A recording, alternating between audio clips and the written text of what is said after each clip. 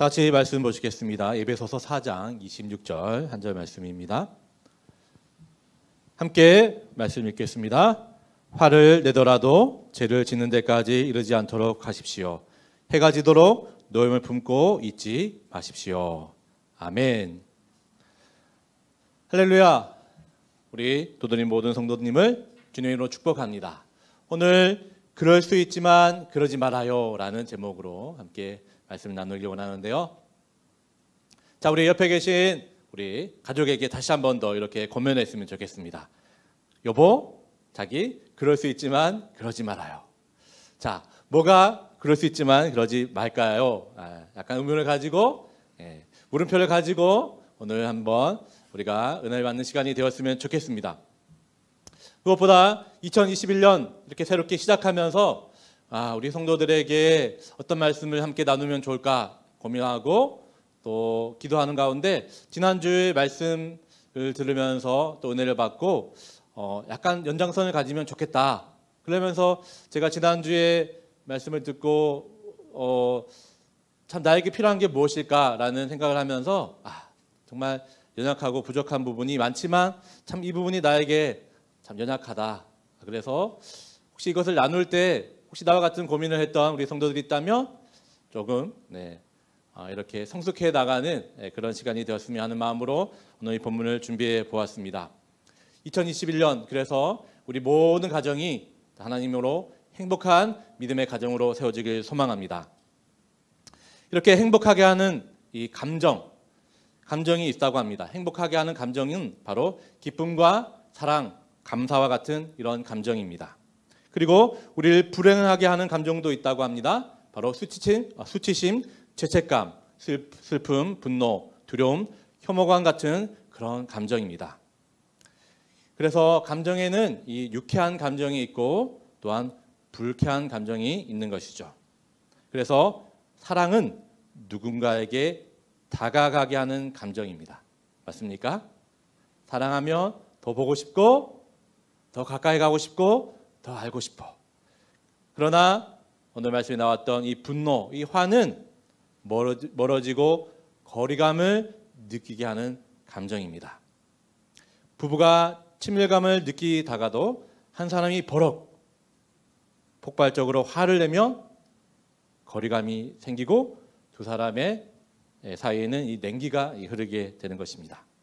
만약 예배 드리러 가는 차 안에서 그런 일이 발생했다면 아마 그 차 안에 있는 모든 사람이 굉장히 애매한 시간을 가지게 될 것입니다. 예배 드리러 가는데 그 분노와 그 화 때문에 정작 예배 시간에 예배에 집중할 수 없는, 그리고 혹시나 또 설교 가운데 서로 사랑하라, 또 인내하라, 또 희생하라, 헌신하라 이런 내용이 나온다면 더 찔림이 있을 것입니다. 그리고 혹시나 그렇게 했던 사람이 설교자이거나 또 기도자였다면 그것을 듣는 가족은 정말 가증스럽다.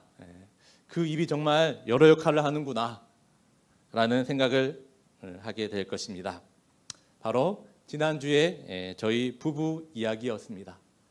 저희 부부가 주일 신년 첫 예배를 드리러 가는 이 정말 메이플리지 이 다리를 건너가면서 정말 기대함으로 갔지만 중간에 제가 버럭 이렇게 언성을 높이는 바람에 굉장히 애매했었습니다. 그래서 뒤에 있는 우리 아이들이 지금 싸우는 거야?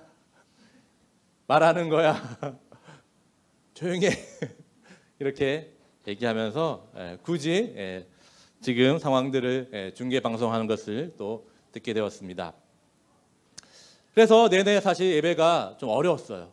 그리고 제가 사실 또 대표 기도를 했지 않습니까? 하필이면 그 대표 기도하는 그 내용이 정말 진실한 어떤 우리 입술이 거룩하고 입술이 성숙하는 그런 내용을 기도를 하는데 내가 이렇게 기도해도 될까 하는 마음이 들었었습니다.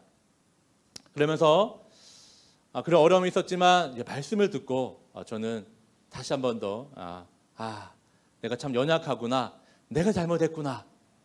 사실 예배 시작할 때는 예배 끝나면 다시 그 중단했던 싸움을 싸워야지. 그래서 내가 이겨야지. 내가 마지막 한마디 하면 내가 이기는 거야. 뭐 그런 마음이 있었는데 예배를 드리니까 또 설교를 들으니까 마음이 풀어지더라고요. 그러면서 저의 연약함과 부족함을 인정하면서 와, 정말 나는 예수님이 필요하구나. 그리고 예배가 정말 중요하구나. 예배를 통해서 우리가 이런 회복을 경험하는구나 라는 생각을 하게 되었습니다. 우리 사랑하는 우리 도도리 모든 가족들 가운데도 오늘 예배를 통해서 회복의 은혜가 있기를 주님으로 축복합니다. 네, 이렇게 우리 이 분노는 보통은 이 파괴적인 결과를 가져올 수 있지만 또 이 분노 때문에 또 오히려 예배를 통하여서 이 건설적인 결과를 가져올 수 있다는 것입니다. 예배 후에 저희 가족은 또 저희 아내와 저는 또 심도 깊은 또 이런 이야기를 나누었습니다. 내가 잘못했습니다. 네, 그러지 않겠습니다. 정말 가증스러웠습니다. 네. 이렇게 건설적인 결과를 때론 가져올 수 있습니다. 그래서 이 분노는 사랑과 반대되는 것만은 아닌 것 같습니다. 그렇지 않습니까? 우리가 언제 제일 많이 화를 내고 누구에게 많이 분노를 가지게 되냐면 사실 가장 가깝고 가장 친밀한 사람에게 그렇게 한다는 것입니다. 가장 사랑한다고 말하는 사람에게 또 우리가 유독 그런 화와 분노를 표현하게 됩니다. 그래서 우리는 이 화와 분노 자유로워야 합니다. 이것을 우리가 컨트롤할 수 있어야지 사랑할 수 있습니다. 그리고 사랑할 때도 자유롭습니다. 전문가들은 이렇게 말합니다. 분노를 억압하다 보면 기쁨과 사랑 같은 긍정적인 감정도 표현할 수 없게 됩니다. 그래서 우울증 환자의 특징이 뭐냐면 긍정적인 감정도 부정적인 감정도 느끼지 못합니다. 라고 이야기합니다. 그런 것처럼 우리가 정말 이 분노를 컨트롤해서 사랑과 잘 믹스해서 오히려 분노보다는 사랑이 더 우리에게 우리 실 가운데 선포되어지는 우리 모든 가정들, 특별히 우리 모든 두드림 부부들이 되었으면 좋겠습니다. 그래서 이 행복한 부부의 이 공통적인 특징이 뭐냐면 이 분노와 슬픔, 걱정, 근심, 기쁨, 감사들을 이 배우자와 잘 나눈다는 것입니다. 이것을 전문적인 용어로 감정 대화라고 한다고 합니다. 감정 대화. 우리 두드림 성도들은 우리 배우자와 함께 감정 대화를 나누고 계십니까? 좋은 모습만 보이고자 하십니까? 아니면 좋은 말만 하고자 하십니까? 우리의 있는 모습 그대로 드러내는 것이 바로 우리의 올바른 행복한 부부의 모습입니다. 저는 사실 약간 맞이로서 좀 그런 무게감이 컸었습니다. 그래서 저의 어려운 얘기, 또 힘들었던 얘기, 부정적인 얘기를 누군가에게 나누는 것을 굉장히 어려워했어요. 그것이 이제 습관이 되니까 결혼해서 이 배우자에게 저의 또 부족한 부분, 또 어떤 일들이 일어났을 때 제가 그것을 오픈한 적이 거의 없었어요. 일이 다 되고 해결된 난 뒤에 그것을 오픈했을 때 배우자가 굉장히 실망하는 모습을 보게 되었습니다. 저는 오히려 고마워하고 또 감사할 것이라고 생각했는데 오히려 이야기하지 않은 것을, 왜 슬픔을 나누지 않은 것에 대한 어떤 섭섭함의 그런 표현들이 있었습니다. 그러면서 제가 이제 배워나간 것이죠. 정말 행복한 이 관계는 이 분노와 어려움과 이 화와 또 슬픔과 기쁨을 같이 표현하다는 것입니다. 그래서 저는 요즘 계속 이렇게 어떤 일이 생기면 먼저 가족에게 나누려고 합니다. 그래서 카톡이나 이게 문자를 통해서 먼저 얘기하고 또 집에 가서 자세한 얘기를 합니다. 하지만 또 그게 쉽지는 않은 것이 또 저의 아직 부족한 모습인 것 같습니다. 오늘 우리가 읽었던 이 말씀 에베소 4장 26절은 화를 내라. 그러나 죄를 짓지 말라고 말씀하십니다. 화 내지 말라라고 얘기하는 것이 아니라 화를 내지만 죄를 짓지 않는 것까지만 하라고 이야기합니다. 왜냐하면 이 분노가 2차적인 감정이기 때문에 그렇습니다. 2차적 감정. 즉 1차적인 어떤 현상이 있다는 것이죠. 1차적인 어떤 현상 때문에 2차적으로 분노와 화가 일어난다는 것입니다. 자, 1차적인 우리 모습. 우리 언제 분노를 가지게 됩니까? 1차적일 때 바로 욕구가 좌절되었을 때, 내 뜻대로 되지 않았을 때 우리가 화가 납니다. 무시당할 때, 존중받고 싶은 욕구가 또 좌절될 때 우리가 화가 납니다. 또 회사에서나 직장에서나 부당한 대우를 받을 때 우리가 또 화를 내게 됩니다. 무엇보다 몸과 마음이 상처를 받으면 우리가 화가 나고 또 분노가 일어나게 됩니다. 또 어린아이의 모습을 보면 어린아이는 언제 화를 낼까요? 네, 잠이 오지 않을 때, 배고플 때, 이렇게 기본적인 욕구가 충족되지 않을 때 아이는 울고 징징거리고 또 화를 내면서 이렇게 자신의 지금 상태를 표현합니다. 그래서 이 분노, 이 화는 하나의 정서적인 에너지이다라고 이야기합니다. 분노는 자기를 보호하기 위해 하나님께서 주신 자기 보존제라고 또 이야기합니다. 분노를 적절히 표현하는 것이 굉장히 건강하다는 것입니다. 이 아이는 정말 한 번도 울지 않아요. 한 번도 화를 낸 적이 없어요. 라고 한다면 그 아이는 우리 정말 자세히 살펴봐야 돼요. 정말 그가 그런 아이인지, 아니면 그것을 숨기고 그것을 억누르고 있는지. 결국 그렇게 살아가다 보면 사춘기나 어떤 시기가 되면 폭발하게 됩니다. 폭발하면 여러분 감당할 수 없어요. 굉장히 치료 기간이 오래 걸리고 후유증이 자기뿐만 아니라 가족 관계나 여러 가지 관계 속에서 자기뿐만 아니라 다른 사람들도 이렇게 상처를 받고, 또 자기는 치료되었지만 자기와 상관없이 또 다른 타인은 또 오랫동안 상처를 가지고 살아가게 되는 것입니다. 그래서 하나님께서 우리에게 주신 감정은 우리가 표현할 때 건강해진다는 것입니다. 우리가 좋은 것, 기쁜 것만 표현하는 것이 아니라 슬픔도, 화도, 분노도 표현하는 것이 하나님께서 허락하신 우리의 어떤 모습이라는 것입니다. 또 구체적으로 오늘 나눴던 이 분노, 이 화는 세 가지 종류가 있다고 합니다. 첫 번째는 의로운 분노입니다. 의로운 분노. 얼마 전 한국에서 있었던 16개월 입양아 학대 사망 사건. 사실 우리가 이 타이틀만 보면 도대체 이게 무슨 일인가? 이 말이 되나? 그러나 이 기사를 쭉 내려보고 또 영상을 보게 되면 어떻게 사람이라면, 또 자녀를 낳아본 부모라면 어떻게 이렇게 할 수 있을까? 심지어 개나 고양이를 키우는 어떤 그런 경험이 있다면 동물에게도 이렇게 할 수 없다. 전 국민이 이 분노와 어떤 이 화를 이 사건을 통해서 가지게 되었습니다. 만약에 이걸 통해서 아무런 느낌이 없다면 그 사람에게는 의로운 분노가 없는 것입니다.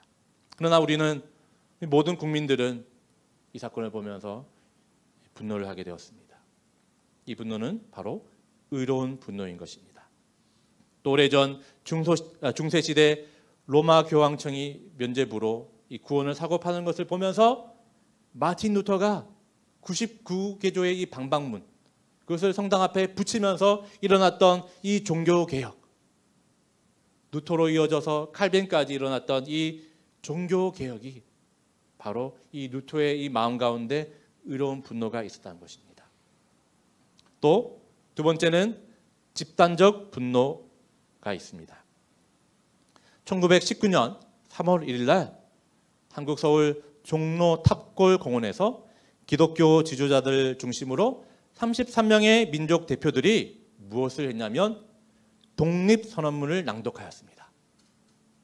우리 학생부 친구들은 이게 무슨 일인가, 무슨 이야기인가 독립선언문, 먼 이야기 같지만 사실 우리 할아버지 할머니 시대 이야기예요.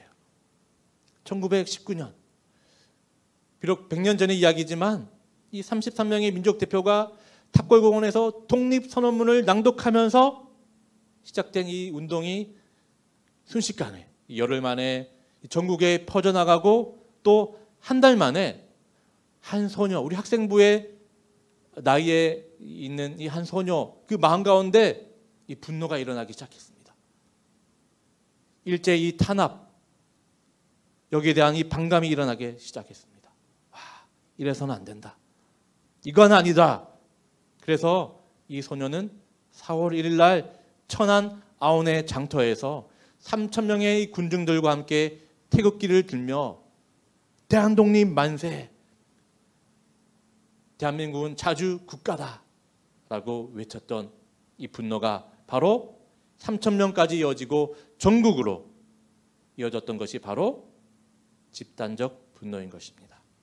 한 사람으로 시작되었던 이 의로운 분노와 이 집단적 분노가 민족을 바꾸고 역사를 바꾸고 나라를 새롭게 하는 아주 긍정적인 분노, 긍정적인 역할을 했던 것입니다. 그러나 우리가 오늘 집중적으로 볼 이 세 번째 죄악된 분노, 이것은 우리가 자주 경험하는 분노인 것입니다. 우리가 가해자이기도 하고 피해자이기도 합니다. 이 죄악된 분노에 부모라는 이유로 또 남편이라는 이유로 우리 가족들에게 이루어지는 이 분노. 예를 들어서 엄마가 잠깐 장을 본다고 외출했을 때 우리 아이들이 이때다 싶어서 이제 게임을 하기 시작합니다. 딱 엄마가 하라는 그 숙제만 딱 하고 할 것만 하고 이제 게임을 하는데 자기는 할 건 했지만 하필이면 그 게임하는 그 시간에 엄마가 딱 문을 열고 딱 들어옵니다. 너 지금 뭐 하는 거야? 그리고 왜 옷을 왜 여기다 벗어놓는 거야? 소파에 왜 가방과 옷이 널브러져 있는 거야? 그리고 너 양말 한쪽은 어디 갔어? 양말이 왜 여기 있는 거야? 그리고 내가 밥 먹으라 그랬지. 밥을 다 채워놨는데 왜 너는 사발면 끓여 먹었어? 근데 라면 스프는 왜 여기 다 흘려 있는 거야? 야, 그러면 쓰레기통에 넣어야지. 국물이 왜 여기 그대로 있는 거야?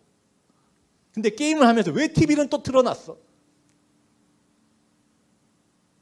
이런 상황에서 우리 엄마들이 할 수 있는 모습이 바로 2차적인 행동, 바로 이 분노인 것입니다. 이렇게 소리 지르지만 전혀 해결되지 않습니다. 수백 번 우리가 분노를 경험했지만 딱 우리 자녀들은 딱 그 순간에 이렇게 이야기합니다. 엄마 왔어? 헤드폰 끼고 있었고, 뭐 이어폰 끼고 있어가지고 전혀 못 들었어요. 황당한 거죠. 우리는 이 크고 작은 이런 분노를 이 가장 친밀한 관계 속에서 경험하게 됩니다. 왜 우리는 이렇게 아닌 줄 알면서, 이러면 안 되는 줄 알면서 이렇게 할까요? 그것은 바로 우리가 죄인이기 때문에 그렇습니다. 이 죄악된 분노는 죄인의 습성에서 나오는 거예요. 나만 생각하는 이기적인 그 모습에서 나오는 것입니다. 오늘 우리가 나누었던 이 에베소서 4장 26절 이 말씀은 이 세 번째 이 죄악된 분노에 대해서 말씀하는 것입니다. 다시 우리 말씀을 볼까요? 말씀을 보면 죄를 짓 때 어떻게?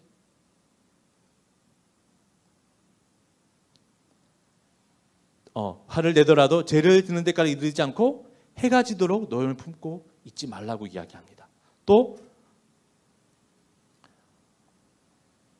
이 본문 다음 절 27절에 보면 악마에게 틈을 주지 마십시오 라고 우리 바울은 우리에게 권면하고 있습니다. 분을 내는 것은 바로 사탄에게 틈을 노출하기 가장 쉬운 때이기 때문에 오늘 바울은 우리에게 그렇게 권면한 것입니다. 분을 내면 죄악이 우리 안에 들어오고 또 우리의 죄성이 드러나고 사탄이 그 미세한 그 틈으로 들어와서 거기에서 싹을 내고 또 자리 잡고 우리의 의지와 생각과 정서를 사로잡아서 마지막에는 결국 이 악마, 이 사탄이 자기 마음대로 컨트롤하는, 즉 16개월 된 그 입양아를 마치 자신의 소유물인 것처럼 기르는 강아지나 어떤 고양이보다 더 못한 그런 대우를 하게 되는 것이 바로 우리의 제약된 모습 때문에 그렇다는 것입니다. 그들은 악마에게 틈을 내어준 것이죠. 왜 그랬을까? 처음부터 그랬을까? 그렇지 않았겠죠. 믿음의 사람이었지만 결국 그러한 분노, 어떤 절대되지 않고 컨트롤되지 않았던 어떤 것들이 미세하게 벌어지면서 그 틈에 사탄이 자리 잡고 사탄이 마음대로 이제 휘둘러 버렸던 것이죠. 이렇게 죄악은 무서운 것입니다. 사탄이 우리를 사로잡으면 우리의 힘과 의지로 감당할 수 없는 일들이 일어나게 되는 것입니다. 이번 사건을 통해서 우리는 다시 한 번 더 이 죄악에 대해서, 이 죄가 얼마나 무서운지 다시 한 번 더 생각해 보는 계기가 되었으면 좋겠습니다. 이렇게 우리가 죄를 짓 때 또 우리가 분노를 내되 죄를 짓지 말라고 말씀하시는 것은 악마에게 틈을 주기 때문이라는 그 권면을 우리가 잘 기억했으면 좋겠습니다. 분노가 우리에게 밀려오면 우리는 이성을 잃어버립니다. 하나님의 말씀을 지배받는 것이 아니라 감정의 지배를 받게 되는 것이죠. 그래서 상대방을 향해서 거칠고 악한 말을 서슴없이 하기도 합니다. 또 불평하고 비평하는 공격적인 말이 나오고, 그랬던 것처럼 성경에 무수히 많이 나와 있던 믿음의 사람들, 또 실패했던 믿음의 사람들의 모습을 우리가 답습하게 되는 것이죠. 창세기의 그 가인, 첫 번째 살인자 가인, 첫 번째 아들이었지만 첫 번째 살인자라는 그 오명을 그는 그 억누르지 못한 그 분노와 감정 때문에 동생을 죽이는 일들까지 해버리지 않았습니까? 사랑하는 우리 성도 여러분, 이 분노가 밀려오면 어떻게 해야 할까요? 잠언 12장 16절은 다시 우리에게 이렇게 권면합니다. 미련한 사람은 쉽게 화를 내지만 슬기로운 사람은 모욕을 참는다. 살다 보면 화를 나게 하는 사람이 있습니다. 상황을 맞이하게 됩니다. 그래도 분노의 순간에 죄를 짓지 않도록 잠깐이라도 인내하는 것이 지혜로운 일인 것입니다. 분노의 감정에 사로잡히지 않고 딱 그 순간 한 1초만 2초만 우리가 멈추면 그 틈을 우리가 사탄에게 내어놓게 되지 않는 것입니다. 안타깝게도 가인뿐만 아니라 정말 성경에 보면 무수하게 이 분노 때문에 화를 컨트롤하지 못해서 실패했던 모습들이 또 보게 됩니다. 출애굽기를 보면 이 이스라엘 백성들이 40년 이 광야 생활 동안 그들이 했던 것이 무엇입니까? 바로 불평, 불만이었습니다. 10가지의 재앙을 경험하고 그곳에서 살아남고 홍해를 건너는 기적을 체험했던 그들이 바로 홍해를 건너서 했던 첫 번째 일이 무엇입니까? 물이 없어서 감정이 격해졌습니다. 목말라 죽겠다고 하나님과 모세를 원망했습니다. 차라리 여기서 죽는 것보다 그냥 노예로 사는 것이 더 낫다고 불평불만했습니다.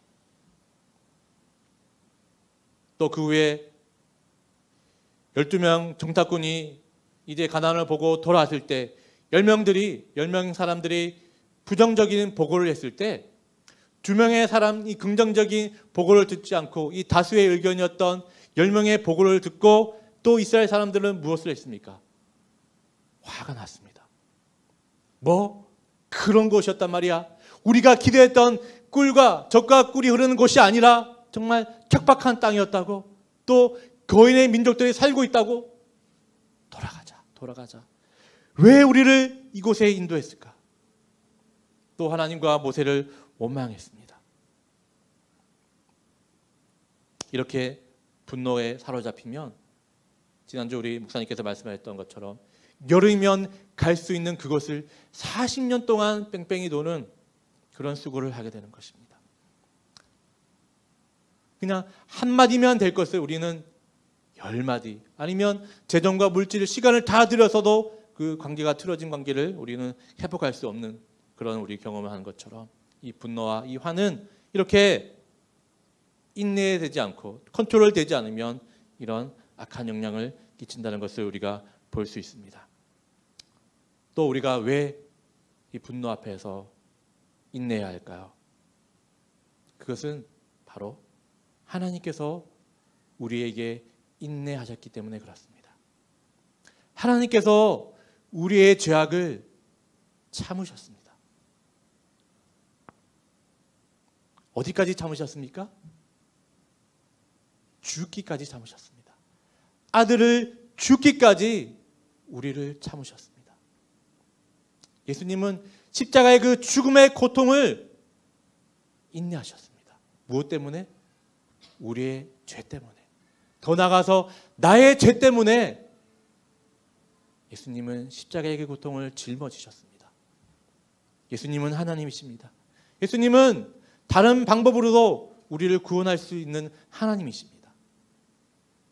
그러나 하나님께서 결정하신 이 구원의 방법, 십자가로 죽지 않으면 되지 않는 이 구속의 이 방법을 예수님은 순종하셨고 끝까지 참으셨고 결국은 죽으셨습니다. 여러분, 어디까지 내가 참아야 할까요? 라고 질문하신다면 예수님이 하셨던 것만큼만 참아야 합니다. 어디까지입니까? 십자가의 죽음까지입니다. 목사님, 왜 나는 이렇게 당해야만 할까요? 왜 나는 맨날 사과만 하고 죄송하다고는 얘기하고 기다려야만 하고 정말 패배자처럼 바보처럼 살아야 할까요? 왜냐하면 예수님께서 그렇게 하셨기 때문에 그렇습니다. 예수님이 십자가에서 내려오지 않으셨습니다. 하나님 예수님께서 못 박힌 그 손에 그 못을 뺄 수 있으시죠. 그 창을 뺄 수 있으시죠. 그리고 창을 던지고 침을 뱉는 그들에게 오히려 그 못과 창을 그들에게도 줄 수 있으시죠. 그러나 예수님은 그렇게 하지 않으셨습니다. 가장 미련한 방법, 가장 바보스러운, 가장 힘없는 그 방법으로 예수님은 십자가에서 인내하셨습니다. 그렇기 때문에 우리가 죄악된 모습에서 의인의 삶으로 살아가는 것입니다. 우리 모든 우리 성도 여러분 이렇게 따라했으면 좋겠습니다. 우리는 용서받은 죄인이다. 우리는 인내함 받은 의인이다. 우리 모두 죄인입니다. 그러나 세상 사람들과 단 하나 차이라면 용서받은 죄인이라는 것이죠.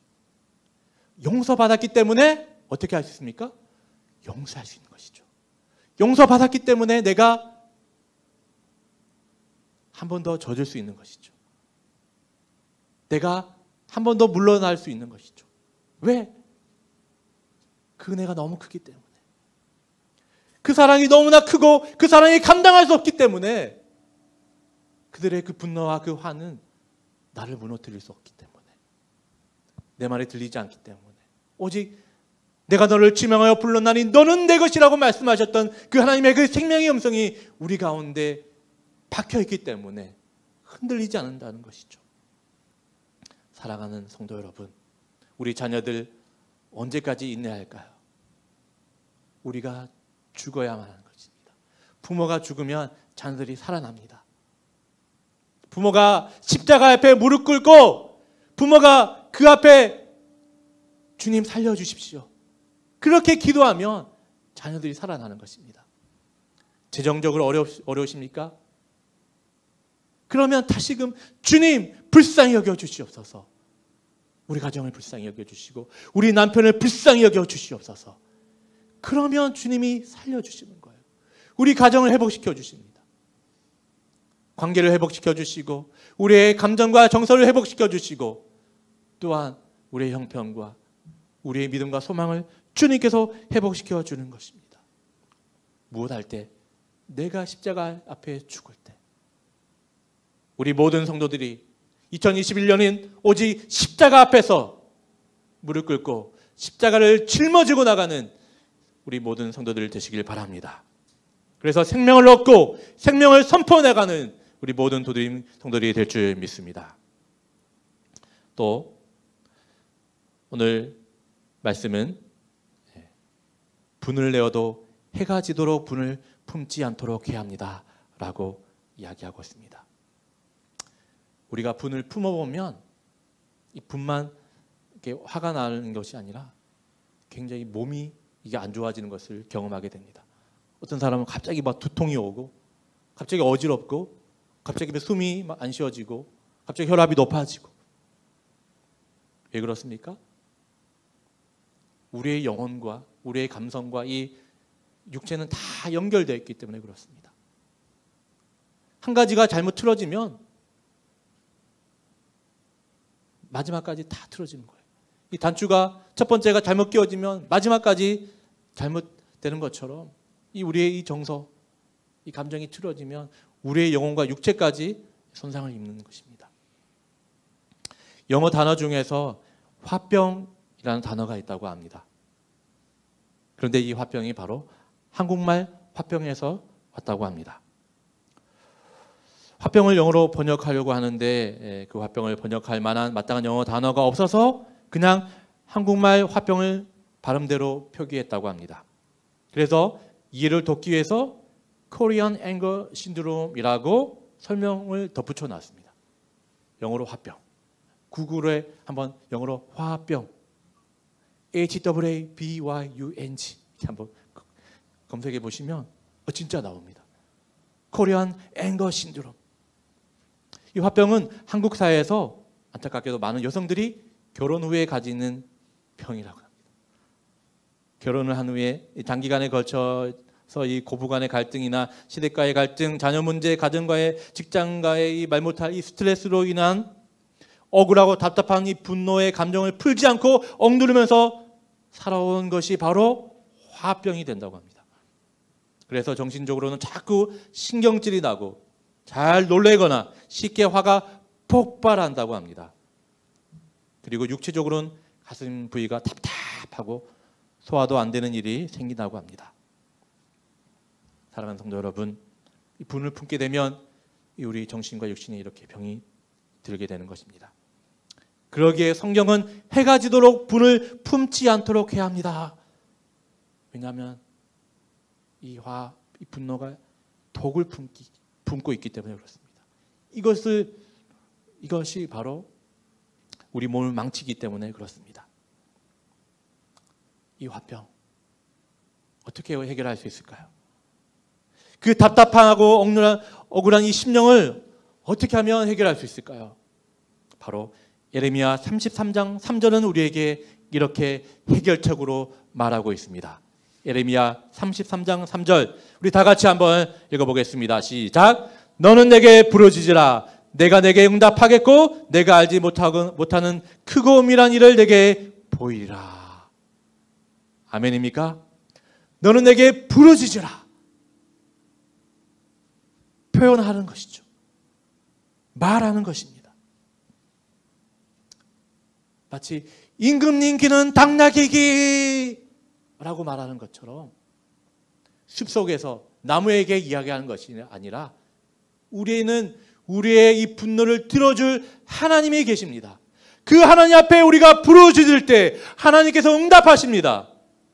그리고 위로하시고 회복하여 주시고 오히려 그것을 통해서 더 크고 놀라운 일로 하나님께서 역사하신다고 말씀하고 계신다는 것입니다. 사랑하는 우리 성도 여러분, 특별히 우리 자매 엄마 여러분, 말 못할 그런 화병이 혹시 있습니까? 하나님 앞에 아뢰십시오. 목사님, 저는 기도할 시간이 없어요. 마땅히 기도할 장소가 없어요. 그렇다면 제가 팁을 하나 드리겠습니다. 우리 자녀들 또 우리 가족들 라이드 하잖아요. 라이드 하면 어떻게 합니까? 돌아온 길에는 차 안에 혼자 있잖아요. 그때 하는 거예요. 그때 날씨 좋네. 비 오네. 새로운 도넛 가격이 생겼네. 뭐 이렇게 하는 것이 아니라 운전에 집중하되 하나님 부르는 거예요. 하나님 제 마음 아시죠? 운전대 잡고 그 녀석 그분 불쌍히 여겨주시고 나를 불쌍히 여겨주시고 내가 좀 더 참고 인내하고 그렇지만 하나님이 고쳐주십시오. 목사님이나 저나 이렇게 딜버리 일을 하다 보니까 장시간 이렇게 운전대를 잡고 있는 일들이 많습니다. 심지어 하루에 7, 8시간을 차 안에 혼자 있습니다. 얼마나 좋은지 몰라요. 목사님도 늘 찬양을 듣고 계시는데 저도 찬양이나 말씀을 듣고 또 은혜 받으면 막 기도해요. 소리 크게 들어놓고 주야 아버지. 그럼 저 사람들이 옆에서 뭐라 그러든 그냥 한국말로 하니까 쟤들이 뭘 입만 뻥뻥거리네 이렇게. 그렇지만 제 심령이 막 뜨거워진 걸 느낍니다. 주님 너는 내게 부르짖으라. 여러분 크게 구체적으로 이야기 안 하셔도 됩니다. 그냥 주님. 마치 우리 자녀들이 엄마 자녀들은 엄마라고 얘기하지만 그 엄마 속에 우리는 해석하는 능력이 있지 않습니까? 엄마 하면 얘가 지금 휴지가 필요하구나. 화장실에 꼭 휴지가 떨어졌을 때 꼭 볼일 보는 애들이 있어요. 엄마 이러면 휴지가 없구나. 엄마 얘 바지를 못 올리는구나. 또 엄마 하면 배고프구나. 같은 엄마지만 이 들리는 엄마는 정확하게 해석해야 됩니다. 왜? 사랑하니까. 다 알고 있으니까. 우리 하나님께서도 정확하게 우리가 주님, 아버지 이렇게 똑같이 얘기하지만 네가 아프구나. 네가 마음이 아프구나. 네가 정말 섭섭하구나. 가슴이 답답하구나. 나도 그렇다. 내가 너를 정말 사랑한다. 그러지 마라. 그렇게 열리지 않아도 된다. 그렇게 해서 살지 않아도 된다. 이미 너는 구원을 받고 너는 영생을 보장받았지 않냐. 그러니까 너는 자유해라. 나는 네가 정말 즐기는 모습을 보고 싶구나.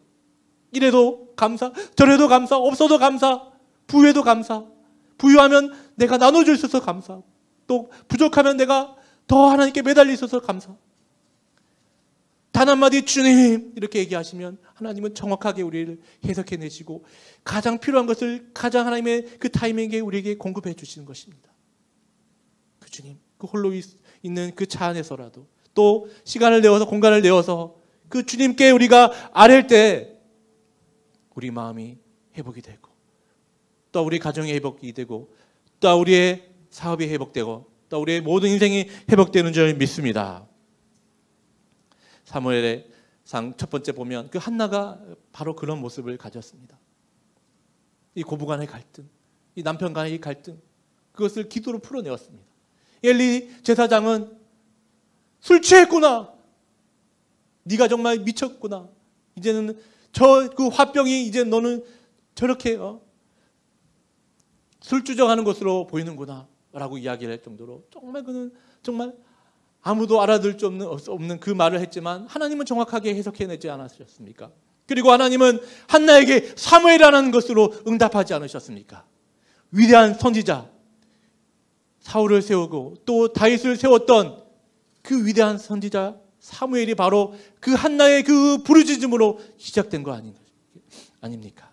사랑하는 우리 성도 여러분, 하나님께 아뢰일 때 하나님께서 정확하게 해석하시고 정확하게 응답하신 줄 믿습니다. 또 마지막으로 다윗이 또 그렇게 하였습니다. 우리 성경을 보면 한 사람의 인생이 정말 어린 시절부터 노년까지 이렇게 쭉 스토리로 나오는 사람들이 거의 없어요. 보통 신앙이 정말 완성되었을 때 짠 나타나죠. 그래서 와 정말 대단하다. 정말 우리는 존경한다. 나는 저렇게 살 수 있을까라고 생각되어지지만 사실 다윗의 모습을 보면 그렇지 않습니다. 다윗은 정말 우리 학생부 시절 우리 딱 지성이나 영진이 그 나이 때 그때부터 딱 등장합니다. 전혀 주목받지 못했죠. 아버지도 인정하지 않았어요. 우리 아들 여기 다 있습니다. 사무엘 선지자가 아들 다 왔습니까? 네, 다 왔습니다. 아버지도 인정하지 않았던 것이 다윗이었습니다. 그 어린 시절, 그러나 누가 주목하셨습니까? 하나님이 주목하셨죠. 근데 다윗은 정말 우여곡절이 많았습니다. 분노와 화, 여러분 다윗만큼 그렇게 많은 사람, 그런 인생이 있었을까요? 처음부터 무시당했죠. 가족들, 형들, 아버지부터. 또 결혼하니까 누구?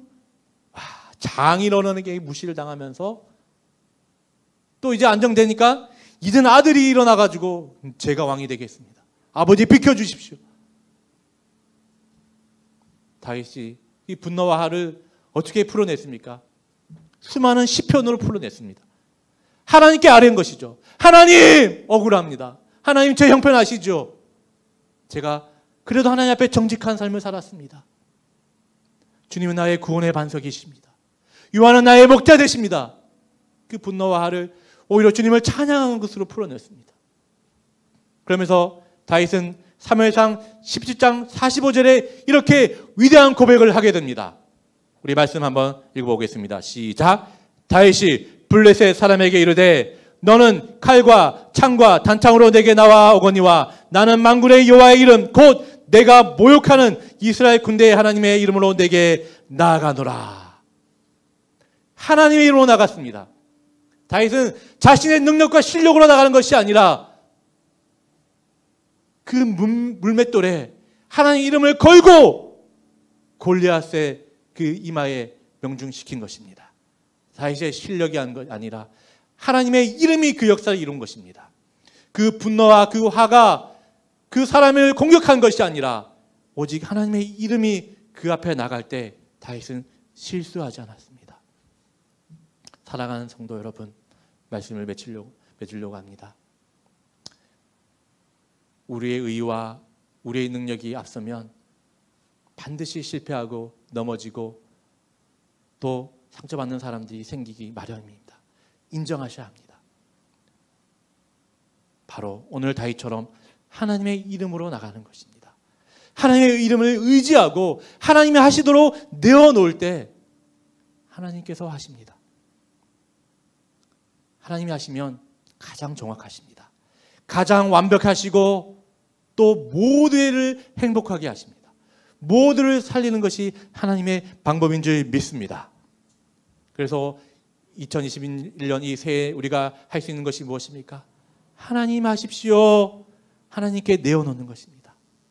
우리의 운전대를 내어놓고 우리의 또한 재정을 하나님께 내어놓고 우리의 의지와 생각과 관계, 우리 자녀들의 문제까지 하나님 하십시오 내어놓을 때 분노가 사라지고 화가 사라지고 정말 하나님께서 보시는 그 모습으로 사랑하는 모습, 우리를 끝까지 인내하시는 그 모습이 우리의 모습이 되는 줄 믿습니다.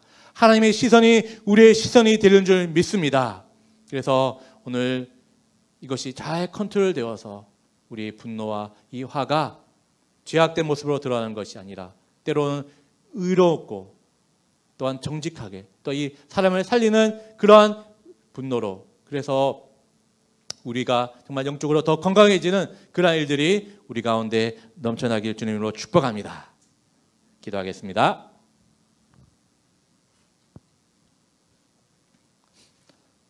살아계신 하나님 감사합니다. 정말 우리는 부족하고 연약합니다. 주님 아시지요? 우리가 어떤 부분에 넘어지고 또 어떤 부분에 약하는지, 또 어떤 부분에 화가 나고 또 감당할 수 없는지 주님 아시죠? 주님, 이제 이 모든 것 주님 앞에 내어놓습니다.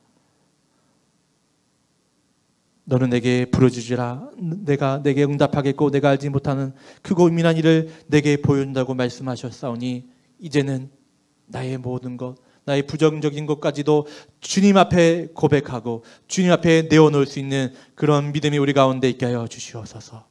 그래서 우리 마음이 새로워지게 하여 주시고, 그래서 우리의 삶이 안정되어지게 하여 주시고, 또한 앞이 캄캄하여서 정말 동굴과 같을지라도 하나님께서 길이 되어 주셔서 그것이 동굴이 아니라 언젠가는 정말 환한 빛이 있는 터널인 것이 우리 입술 가운데 고백되어지길 소망합니다. 주님, 우리 자녀들 또 우리 모든 부모님 하나님 그 말과 또 우리 모든 생각과 의지와 우리 모든 것까지 주님께서 감당하여 주셔서 정말 주님 앞에 정말 우리가 컨트롤 받고 주님께서 이끄시는 대로 살아갈 때 주시는 그 안정감, 그 행복감을 누리는 우리 모든 도드림 교회 성도들 2021년 새해가 되길 소망합니다. 주님 감사합니다.